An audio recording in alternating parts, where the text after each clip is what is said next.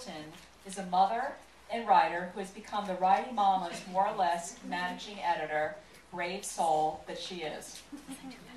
Her piece is called "The Day My Breast Pump Shut Down Power in Marin." That's one powerful mama.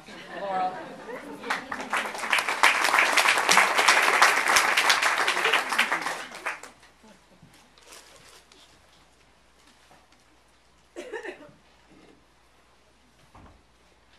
It was my first day back from maternity leave, and as luck would have it, this was the same day as our annual staff retreat in the Marin Headlands. I was nervous, not because I hadn't been at work in 4 months, but because I was breastfeeding and using my breast pump for the first time in a public place. Know this about me. I am a type A anal control freak. When I learned this first day back would be spent at a retreat, my brain went into hyperdrive. I called the conference center to make sure they had a private area to conduct my mommy business. I did several dry runs at home with a pump ahead of time, including putting on the actual clothes I would be wearing to the retreat. Totally pathetic, right? The morning of the retreat was uneventful. I fell back into my old routines and joking banter. Like a starving sponge, I soaked up all the intellectual stimulation that I had been missing very much during my first isolated months of motherhood. It was great to be back. Not too long after, I ducked out and discreetly carried my fashionable-looking pump bag into the kitchen, my private little sanctuary. It had 2 doors leading to this room. 1 door locked. 1 did not. Shit. Oh well. I locked 1 and scooted as far away from the second one and into the corner that I could. I strapped on my Madonna Blonde Ambition tour cones and had that pump humming along nicely in no time. Wah, wah, wah. Its rhythm lulled me into a hypnotic state. And suddenly, the lights went out in the room. I heard muffled voices in the other room. The power was out in there too. The voices were getting louder. I heard fuse box, kitchen. I quickly realized before that everyone in the other room was going to barge into my little room. Oh my God. My upper body was as exposed as a college girl's on a hot date in the back of her boyfriend's car. Luckily, my reaction time was quick.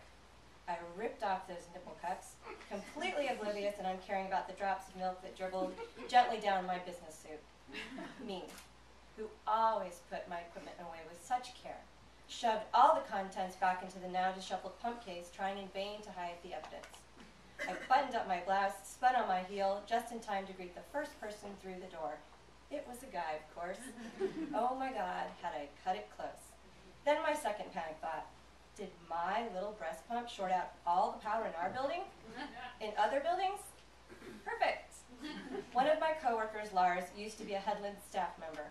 He had called over to the visitor center and learned that the power was out to at least 5 buildings in our direct vicinity. Holy crap. I knew this pump was strong, but not that strong. I blushed bright red. I think I might be responsible for this crisis, I stammered sheepishly. Lars immediately comforted me. I doubt it. These structures are all so old, and the power goes out a lot, sometimes to the whole park. Oh, you better be right, dude. Then Lars, also a parent himself, whispered to me, probably still need to pump, right? I'll take you to the visitor center. They have a backup generator and a private bathroom. As we walked to his car, I realized everyone knew exactly where I was going and what I would be doing for my lunch. While they had their own, I'd be making lunch for someone else. I was also still in shock that I may be responsible for this power outage. I suddenly had visions of this fiasco as a leading story on Cron 4 News that evening. When we finally returned to the meeting, I received several high fives and good-natured teasing from my coworkers. Why are they all so smug about me tripping the power to the park, I wondered. They finally broke down and said the power outage was not my fault. It was an issue at the main building. Thank God. My legs nearly buckled with relief. So the next day when I showed up at work, breast pump again over my shoulder, I had something else with me too. I had found an image on the web the night before of a cow being milked. I printed and fastened it to my office door, every time from then on when I needed to pump. It said, "Got milk?" And I say, "Yeah, you're damn right I do."